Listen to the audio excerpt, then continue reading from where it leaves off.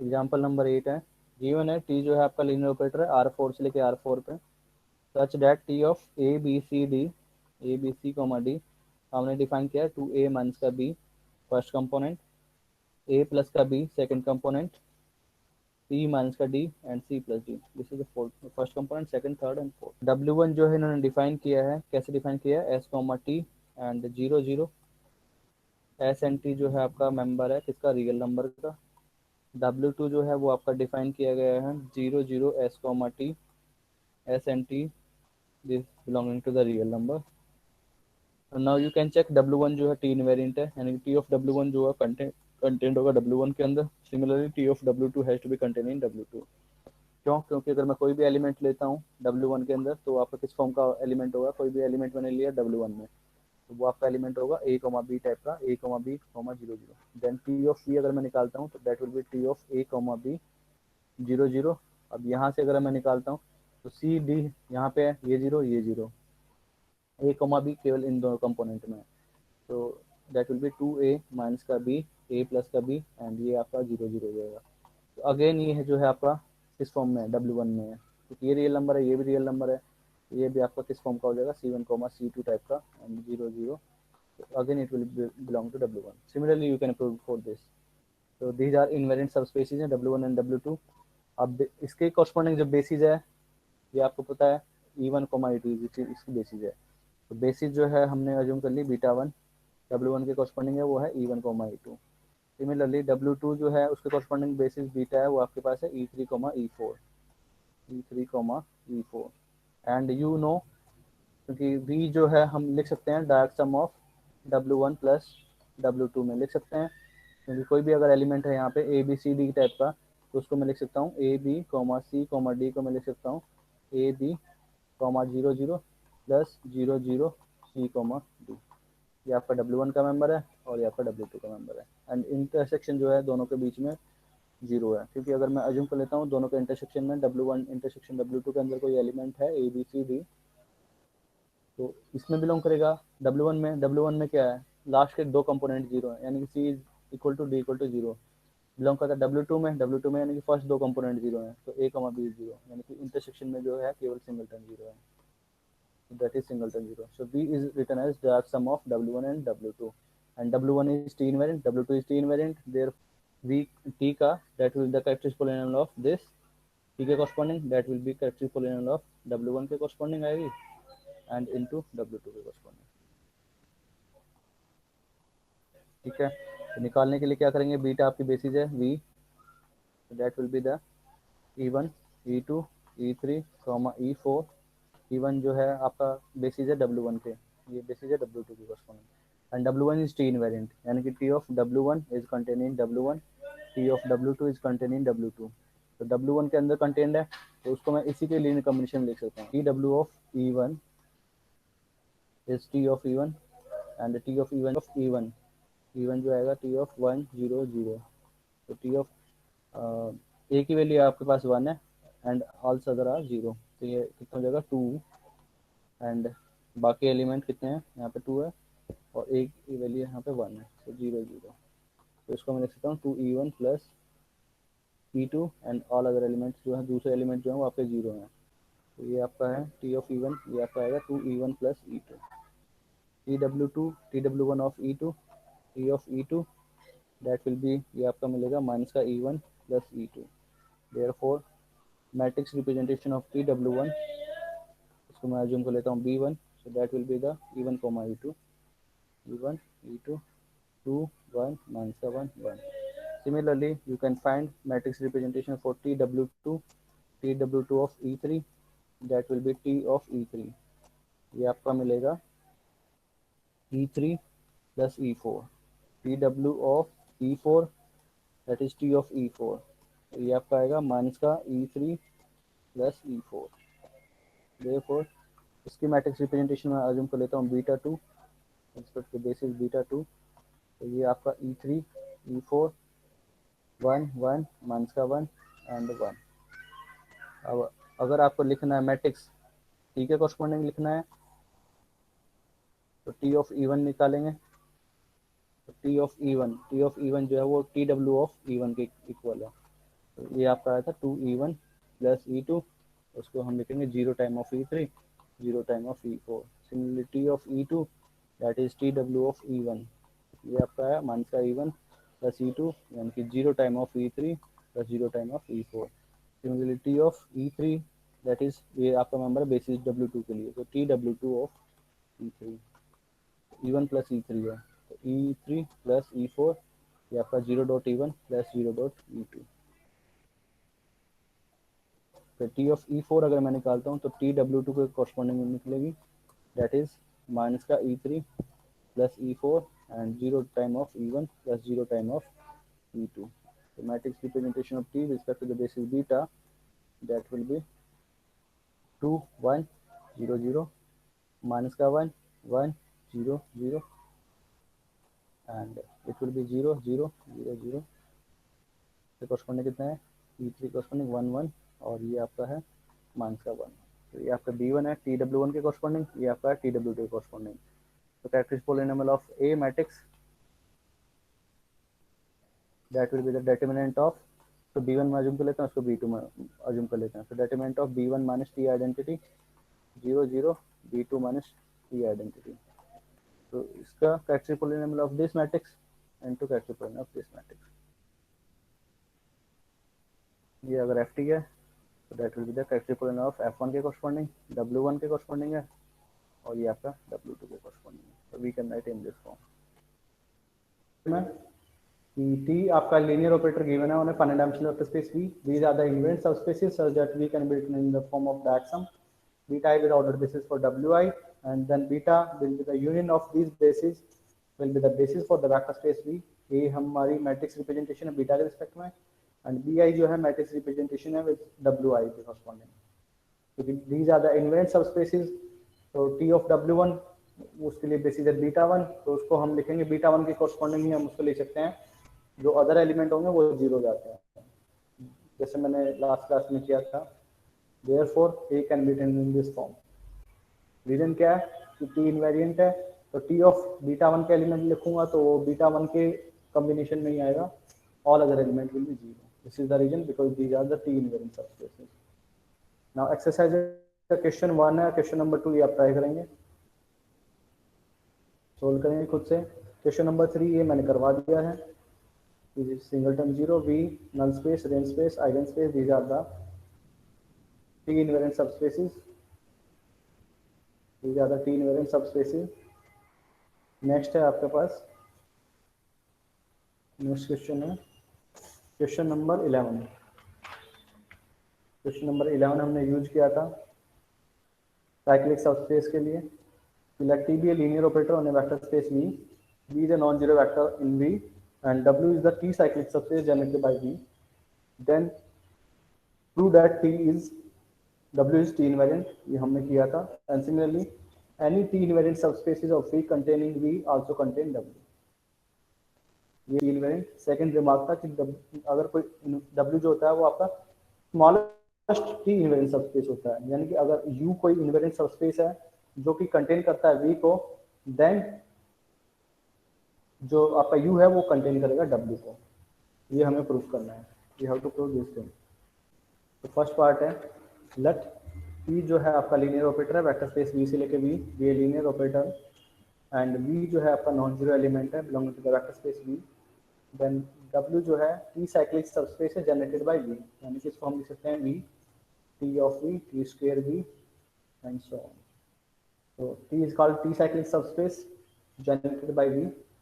तो क्लेम करना है, फर्स्ट पार्ट है कि W is T invariant. W is T invariant, ये हमने किया था. T इनवेरिएंट कैसे शो करना है?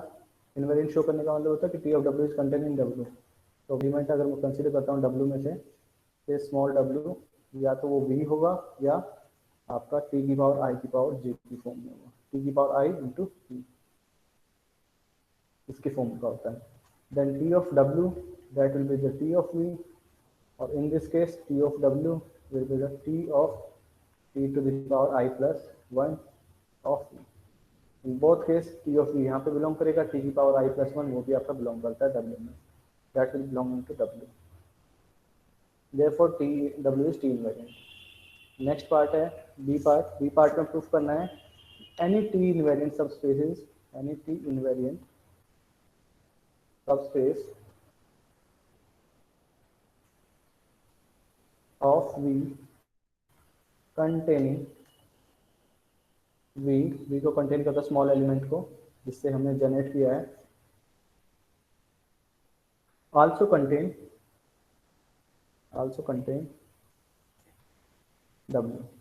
तो इसका मतलब ये है कि आपका जो W है वो स्मॉलेस्ट सबस्पेस है, W is the smallest T invariant subspace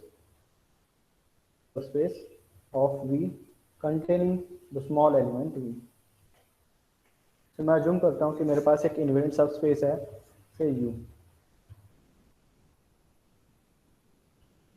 मैं अज्यूम कर लेता हूँ कि मेरे पास एक इनवेरिएंट सबस्पेस है कैपिटल U दिए T invariant subspace of V, तो भी कंटेन करता है स्मॉल एलिमेंट V को, contain small element V। Since it is given that U is T invariant, U जो है T invariant है, therefore T of U is contained in U, यानी अगर इसमें से कोई भी एलिमेंट लेता हूँ T अप्लाई करूँगा तो again that is the member of U। This is the definition of T invariant। और since मैंने assume किया है U is T invariant subspace of V containing small element V, तो V contain करता है तो इस पर T of V अगर मैं अप्लाई करता हूँ that will be the member of U। Now since again ये आपका एलिमेंट है इसमें, तो इस पर अगर मैं टी अप्लाई करता हूँ तो again that will the member of U, again T apply करता हूँ then again it will be the member of U. तो इसका मतलब क्या हुआ, इसका मतलब है कि वी भी यू के अंदर है, T of V, T square of V, T cube of V and so on, ये पूरा पूरा जो सेट है वो आपका कंटेन है यू के अंदर, यानी कि ये तो डब्ल्यू को कंटेन करता है। W जो है हमारा स्पैनिंग सेट का, spanning set of T cyclic subspace है, ये आपका होता है W जो है स्पैनिंग सेट होता है, W is the spanning set of this is called the T cyclic subspace generated by V। Now U जो है वो कंटेन करता है V को, P of V and so on. Now since U जो है आपका सबस्पेस है, तो सबस्पेस है तो क्लोज्ड अंडर एडिशन होता है, क्लोज्ड अंडर स्केलर मल्टीप्लिकेशन होता है, तो इसका मतलब क्या है, इनका जो स्पैनिंग सेट होगा वो भी आपका कंटेन करेगा। This implies spanning set of this is also contained in U, that is W is contained in U, therefore W is a smallest subspace containing V।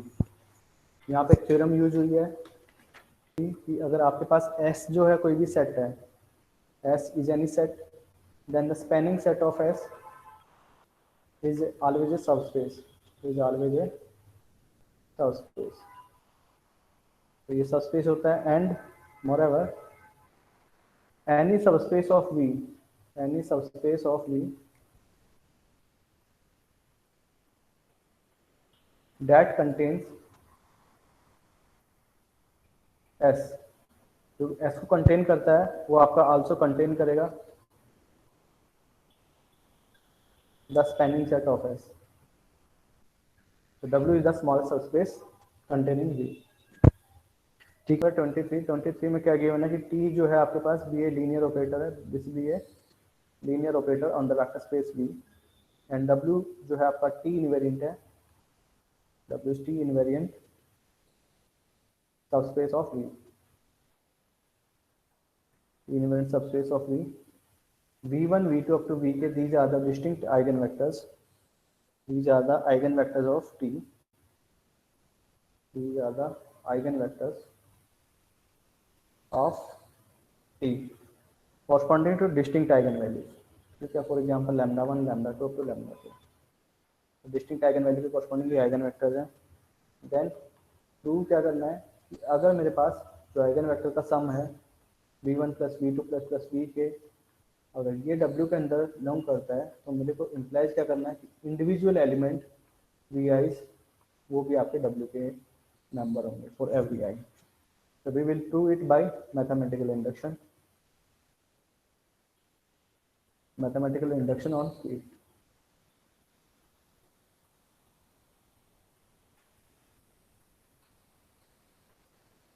तो इफ k की value अगर मेरे पास 1 है, इफ k की value m-1 के लिए true है, यानी कि अगर मेरे पास v1 plus v2 plus plus vm-1 अगर बिलोंग करते हैं w के अंदर, तो this implies vi belonging to capital W for every i की वैल्यू वेरी करेगी 1 2 3 अप टू m-1।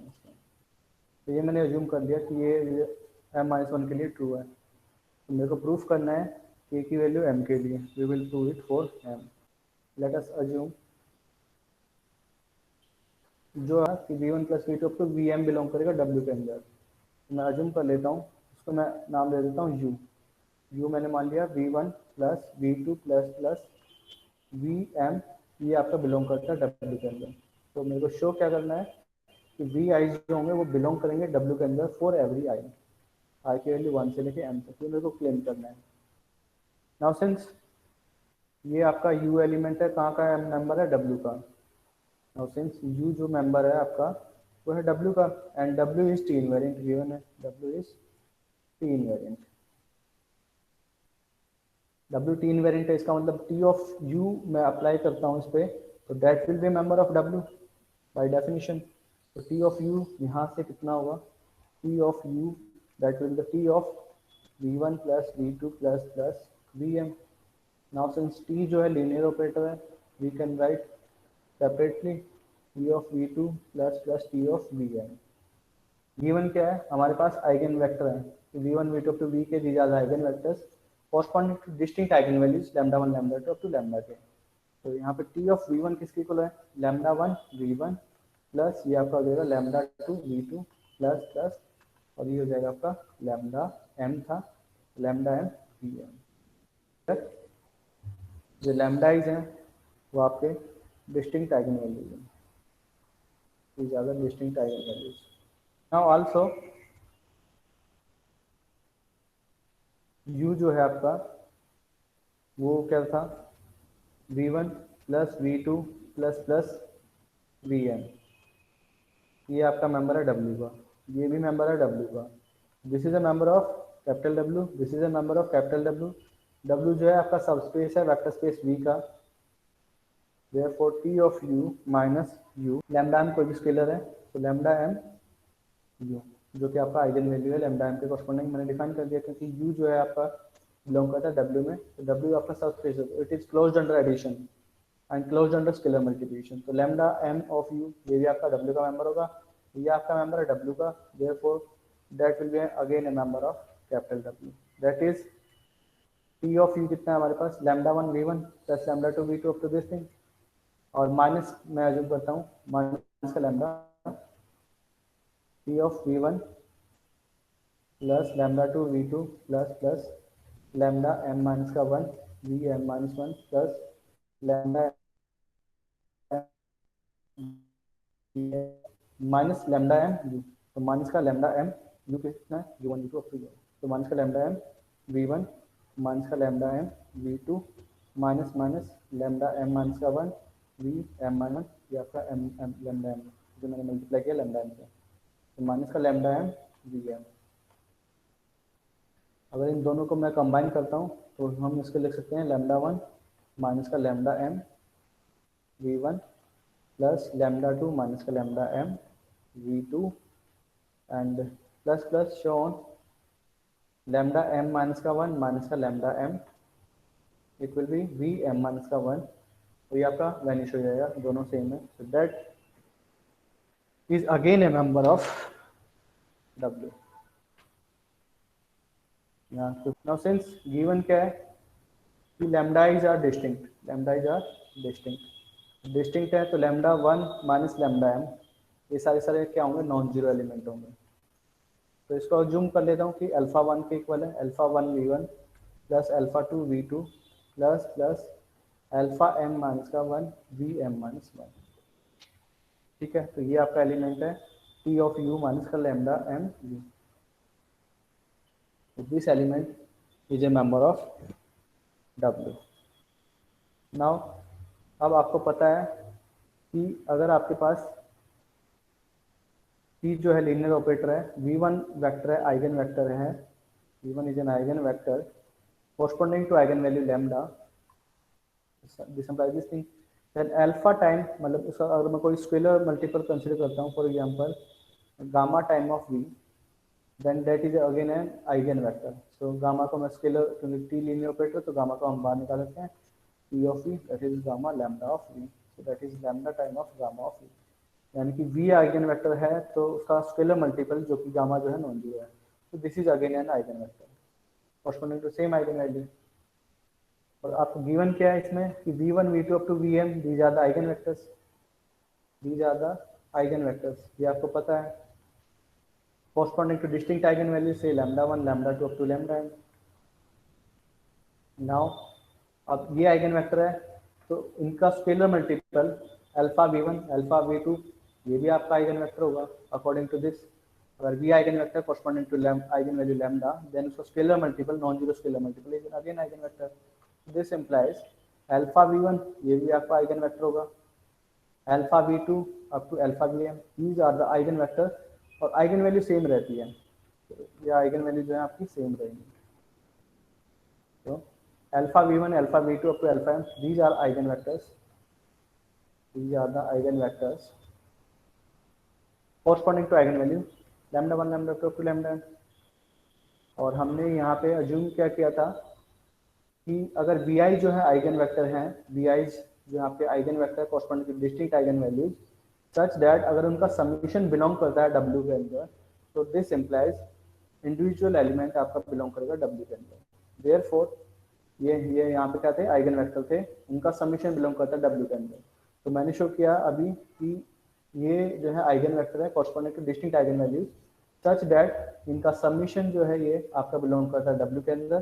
तो this implies by the assumption hypothesis, by hypothesis जो हमने अज्यूम किया था, इम्प्लाइज करेगा alpha i into V i belonging to capital W, और आई की वैल्यू वेरी करेगी आपकी 1 2 3 अप टू m माइनस 1 तक, m minus is belonging to capital W for every i की वैल्यू वेरी करती है 1 2 3 up to m minus 1। Now since alpha i जो है वो आपके नॉन जीरो होंगे, क्यों? क्योंकि लैम्डा 1 जो है डिस्टिंक्ट है लैम्डा m से, because these are distinct element, तो alpha 1 alpha 2 these are all जितनी भी अल्फाइज हैं वो आपके नॉन जीरो है। Alpha is non zero for every i, तो अल्फा आई का इनवर्स एग्जिस्ट करता है, ठीक है, वो भी आपका फील्ड में बिलोंग करेगा। W आपको पता है सबस्पेस है, ये आपका एलिमेंट है, वहाँ पे क्लोज्ड अंडर स्केलर मल्टीप्लिकेशन होता है, दिस इंप्लाइज अल्फा आई का inverse into alpha i v i belong करेगा W के अंदर, that is v i belong into capital W for every i, कहाँ से कहाँ तक है, m माइनस 1 तक, 1 2 3 और मेरे को शो, तो V जो आपका एलिमेंट है U कितना है, V1 plus V2 plus plus Vm minus का 1 प्लस Vm, ये आपका मेंबर है कैपिटल W का, एंड यहाँ से Vi belonging to capital W for every i की value 1 2 3 up to m minus 1। तो मैं क्या लिख सकता हूँ, Vm को मैं लिख सकता हूँ U माइनस का V1 minus V2 minus minus Vm minus 1। Now since ये सारे एलिमेंट कहाँ के हैं, W के, और ये एलिमेंट कितना है, ये भी आपका W का है, तो क्लोज्ड अंडर एडिशन होता है या स्केलर मल्टीप्लिकेशन के अंदर कह लीजिए, so this is again a member of W because W is a subspace, so this implies Vm is also a member of W। तो यहाँ से m-1 के लिए था और ये आपका m के लिए, so this implies Vi is belonging to capital W for every I 1 2 3 up to m। Therefore by induction hypothesis ये आपका रिजल्ट है, T is a linear operator on a vector space V and W is T invariant subspace of V। Then we define the operator T bar from the question space V W से लेकर V by W। ये आपने पढ़ा होगा पहले कि अगर vector space V है, V is a vector subspace, W is a subspace of the vector space V, then we can define the question space V by W। कि अगर V आपके पास वेक्टर स्पेस है, W आपका जो है subspace है, then V by W जो है हम डिफाइन कर सकते हैं V प्लस कैपिटल W, और V जो होता है स्मॉल एलिमेंट वो होता है आपका belonging to capital V, this is called the question space. Question space or subspace, we have defined a linear operator, we have defined an operator T bar from the vector space v by W से लेके v by W यानी question space से हम define कर रहे हैं सच that T bar of, इसमें किस प्रकार का एलिमेंट है, v प्लस डब्ल्यू टाइप का एलिमेंट है, तो v प्लस कैपिटल डब्ल्यू कैसे डिफाइन किया है, क्योंकि टी आपका लीनियर ऑपरेटर गिवन है from the vector space v से लेके v गिवन है, and I think w T invariant given है शायद, हाँ w is the t invariant subspace given or t is a linear operator, so it is given that t is a linear operator on the vector space v and w is t invariant, w is t invariant, ये आपको given है these two things। तो T bar मैंने define किया V by W से लेकर V by W, such that T bar of, इसमें किस प्रकार के एलिमेंट है V plus W, such that आप अगर कोई मैं ऑपरेटर डिफाइन किया है, मैंने कैसे डिफाइन किया है, टी ऑफ वी, क्योंकि टी लीनियर ऑपरेटर वी से वी पे, तो T of V plus capital W, तो we have defined this way. और यहाँ पे जो क्वेश्चन स्पेस है, यहाँ पे अगर कोई भी दो एलिमेंट है आपके पास, for example v one plus W type का एलिमेंट है पहला एलिमेंट, दूसरा एलिमेंट है आपके पास v two plus capital W, then उनका दोनों का समीशन जो होता है वो आपका किस फॉर्म का होता है, V one plus V two plus capital W, ये आपकी जो होती है क्वेश्चन स्पेस तब बनाता है अंडर दीज टू ऑपरेशन, ये आपका क्लोज्ड अंडर एडिशन, जैसे हम डिफाइन करते हैं एडिशन प्रॉपर्टी, और जो स्केलर मल्टीप्लिकेशन होती है वो आपका डिफाइन करते हैं alpha time of U one, यानी कि alpha time of we one plus W, वो आपका डिफाइन करते हैं अल्फा डब्ल्यू, तो डब्ल्यू का कोई भी मेंबर है scale close under scalar multiplication होता है, तो alpha W same as W, तो this is alpha time of we one plus W, तो these are the two operations, तो ये मेरे को प्रूफ करना है। तो फर्स्ट पार्ट में मेरे को शो करना है कि called T bar is well defined. तो वेल डिफाइंड कैसे चेक करते हैं, वेल डिफाइंड चेक करने के लिए कि अगर मेरे पास कोई दो एलिमेंट हैं, वो एलिमेंट इक्वल हैं, तो मेरे को शो करना है उनकी इमेज जो होगी वो भी आपकी इक्वल होती है, ठीक है। तो अगर ये है तो मेरे को क्या शो करना है कि इनकी इमेज जो है T bar of V plus W that will be equal to the T bar of V dash plus W, ये मेरे को क्लेम करना है। तो मैंने ये अज्यूम किया है। Now since V plus W जो है आपका किसके इक्वल है, वी डैश प्लस डब्ल्यू के इक्वल है, तो दिस इम्प्लाइज ये भी आपने पढ़ा था कि ए एच दो एलिमेंट इक्वल कब होते हैं, जब उनका डिफरेंस जो है आपका बिलोंग करता है डब्ल्यू के अंदर। इन वेक्टर स्पेस में आपने पढ़ा होगा कि दो एलिमेंट है यू वन जो है V one plus W, and U two जो है वो है V two plus capital W. तो दो एलिमेंट आपके इक्वल होते हैं in the question space if and only if their difference जो होता है वो आपका बिलोंग करता है V one minus V two belong करता है कैपिटल डब्ल्यू के अंदर। तो these two elements are equal, so this implies v minus का v डैश बिलोंग करेंगे कैपिटल w के अंदर, and w is T invariant given है, so t of v minus का v dash that is also a member of capital w, यानी कि और because that is T linear operator है, तो t ऑफ v माइनस का t of v dash that is belonging to capital w। अब ये यहाँ पे है, ये रिजल्ट होता है इफ एंड ओनली इफ, अगर दो एलिमेंट इक्वल है v plus W is equal to v dash plus W if and only if v minus v dash belonging to w, ये आपकी डेफिनेशन होती है, ठीक है, वेक्टर सब स्पेस में क्वेश्चन स्पेस में। सो दिस डिफरेंस बिलोंग करता है w के अंदर, सो this implies t of v plus capital W is t of v dash plus capital W, और ये आपका ऑपरेटर है, दैट इज ये आपका है t bar of v plus w is equal to t bar of v dash plus w। तो मैंने ये अज्यूम किया था कि v plus W is equal to this, और मैंने प्रूफ कर दिया कि t bar of v plus W is equal to t bar of v dash plus w, this implies t bar is well defined. B part है आपका, तो T bar linear operator show करने के लिए मेरे को क्या करना पड़ेगा, टी बार जो है डिफाइन किया है वी बाई डब्ल्यू से लेके वी बाई डब्ल्यू पे, such that T bar of V plus W is equal to T of V plus capital W. अब मेरे को क्लेम करना है कि T bar is linear, B part T bar is linear, तो linear के लिए मेरे को क्या करना पड़ेगा, दो प्रॉपर्टी हैं क्लोज्ड अंडर एडिशन वाली और स्केलर वाली। टी बार ऑफ कोई दो एलिमेंट में लेता हूँ इसमें से, फॉर एग्जांपल मैंने ले लिया u1 को मैंने ले लिया v1 प्लस डब्ल्यू, u2 को मैंने ले लिया v2 plus capital W, then T bar of u1 यानी कि T bar of v1 plus capital W that is T of by definition T of v1 plus capital W. Similarly T bar of u2 that will be T of v2 plus capital W. तो अब मैं consider करता हूँ T of u1 plus u2, तो T bar of दोनों को add कैसे करते हैं, v1 plus v2 plus capital W. By definition that will be t of v1 plus v2. Now since t is linear, तो t of v1 plus t of v2, और ये आपका किसके इक्वल है, t bar of this plus capital W भी था, तो plus W. So this can be written in the form of t of v1 plus W plus t of v2 plus W.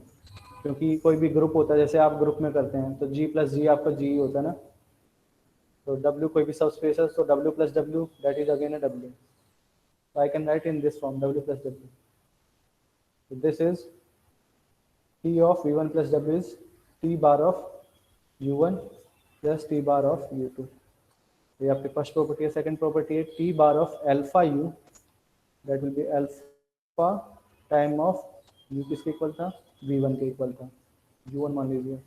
तो V1 plus capital W, by definition that will be T of alpha V1 plus capital W, because T is linear, T of V1 plus W,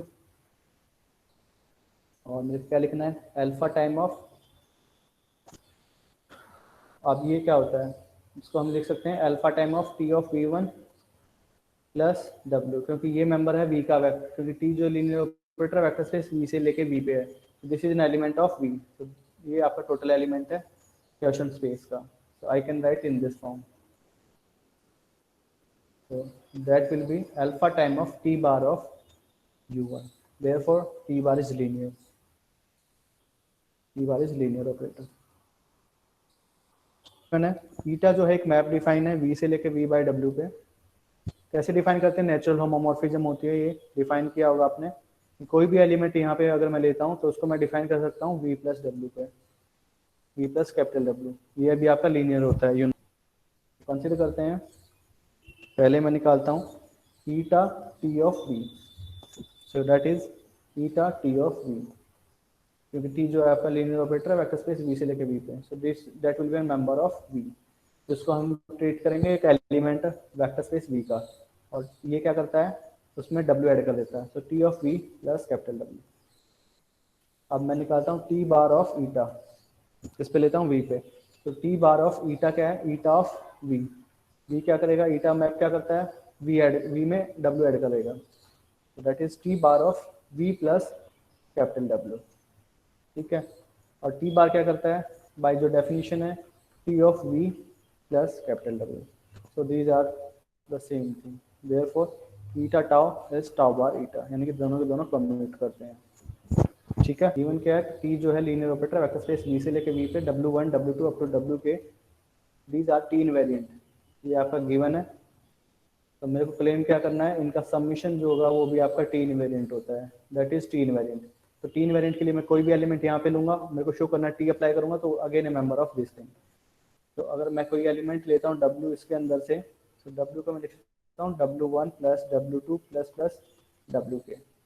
then T of W अगर मैं apply करता हूँ यहाँ पे T of W, that will be T of this thing, because T जो है linear है, तो T of W1 plus T of W2 plus T of W के. और टी ऑफ W1 ये क्या है, टी इनवेरिएंट है, तो ये मेंबर होगा W1 का, ये मेंबर W2 का, ये मेंबर WK का. एडिशन है तो एडिशन. सो कोई भी एलिमेंट मैंने यहाँ पे लिया, टी मैंने इस पे अप्लाई किया, again a member of same thing. So this implies their submission is also T invariant. This is also T invariant. Question number 19 रह गया, ये नेक्स्ट क्लास में करेंगे. उसके बाद ये सेक्शन खत्म है. सेक्शन 5